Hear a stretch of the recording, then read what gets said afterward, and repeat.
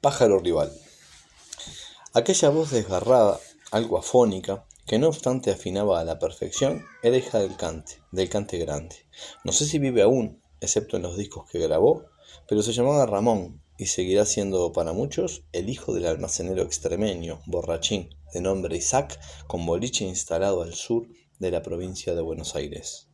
Físicamente magro y musculoso, algo estrábico, casi siempre sonriente y dispuesto a compartirlo todo, tocaba muy bien la guitarra para lo muy poco que le había enseñado su padre, que era cantaor, hondo por seguirillas, divertido y sencillo por sevillanas, alegrías, pero apenas rasgueaba, como es natural en tales casos. Si está vivo aún, Ramón debe tener ahora 67 años. La penúltima vez que lo vi, estaba recién desgarrado por la psicoanalista. Acababa de recibir un perro regalado, al que bautizó Rice, me contó, el día que reveló algunas características y el nombre de su padre, como primera aproximación a sus asuntos en plan de amigos. La psicoanalista era flaca pero joven, inteligente pero rapaz, honesta pero no mucho, digamos, lo necesario, de nombre Inés.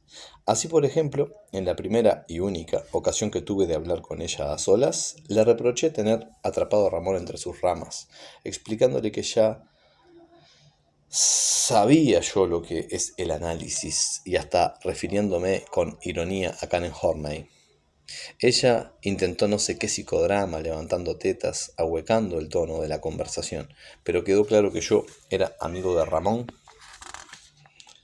y él debía cantar en lugar de andar acompañando cantores por ahí, de Buenos Aires a Madrid, de Madrid a Barcelona, etc.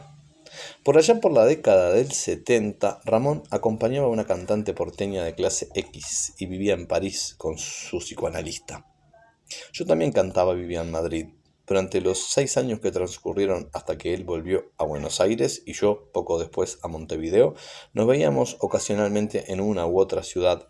Nos amanecíamos entre copas, nos escribíamos con frecuencia y, de vez en cuando, nos encontrábamos en festivales, recitales de carácter político u otros en los que compartíamos el escenario con sus cantores de turno que lo habían contratado. Yo insistía cada vez en que tenía que dejarse de joder y dedicarse a cantar. Había que oírlo.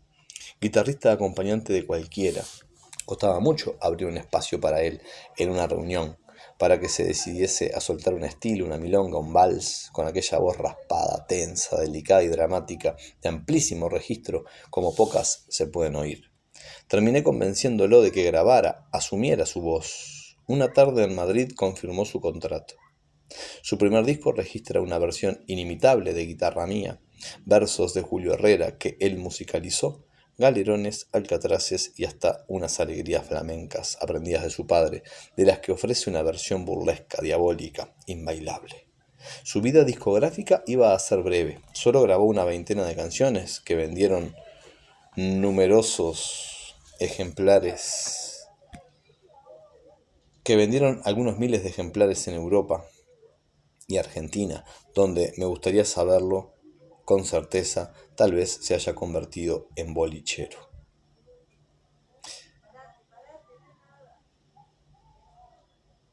Inés lo abandonó cuando estaba en Madrid grabando su segundo y último disco. Yo alcancé a despedirme cuando había decidido regresar, malherido, tras un largo autoexilio en el que estuvo olvidando dolores, vergüenzas archivadas a nuestro último encuentro, Barcelona. Larga noche en la que cantamos mucho, nos bebimos todo y amanecimos hablando, Ramón y yo, solos, cerca de los barcos dormidos, sobre clases de pájaros. El viejo era un sorete, ¿sabés? ¿Por qué decís eso? Vos sabés que el viejo chupaba. Sí, vos me contaste. Cerraba el boliche y empezaba él. Ramón carraspeó. Una noche llegó a casa mamado. Yo abría el almacén y estaba durmiendo. Él se levantaba a mediodía. Eran las 3 de la mañana. Y tenía un canario de madera. Así. No. Tranqui. No se puede escaparse por la ventana, ¿eh? Vayan por ahí. ¿Un canario de madera? Sí, de la isla de Madera. Son raros allá. Se lo había regalado yo. Yo lo quería al viejo. Y el canario también. Era ver al viejo y empezaba prrr, primero bajito, como barítono. El viejo lo miraba o le decía algo y él saltaba al palito más alto. Alzaba el tono y era como una alegría. Vibraba como de pasión. Le temblaban las alitas. ¿Vos viste cómo se les paran las plumas de la garganta hasta llegás a ver los parlantes de huesos que tienen en lugar de las orejas? Sí.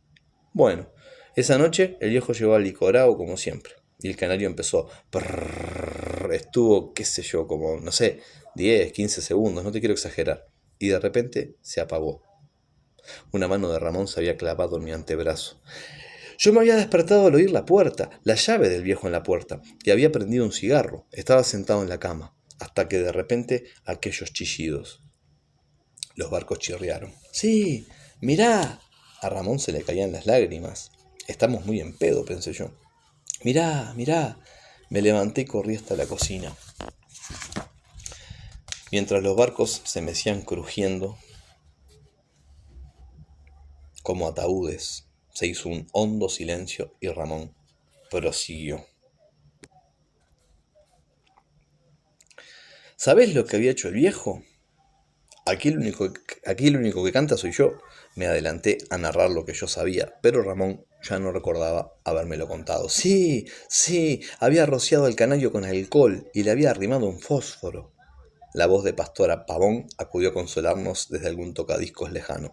El bichito estaba casi carbonizado, tiritando en el piso de la jaula, chillando, como una chicharra en el campo en verano. ¿Te acordás? Ramón, escúchame, tranquilízate. Alcancé a sacarlo y envolverlo en un repasador, pero no había nada que hacer. Se murió, envuelto en aquel trapo, saltando como un bultito, arriba de la mesa, chillando, gimiendo, cada vez más despacito. Y yo empecé a llorar, a gritar, qué sé yo, le di una patada a la mesa y le encajé al viejo una trompada como nunca le pegué a nadie, no sé. Creo que lo noqueé, lo volteé de la silla del piñazo. Y me fui. Me fui de casa. Nunca volví. La vieja había muerto 4 años antes. El viejo se quedaba solo, pero yo nunca volví. No lo vi morir, ni sé cuándo se murió, ni me interesa. Un lanchón topó contra la marina y rechinó largamente con toda su osamenta. Por eso canto afónico. Inés me explicó.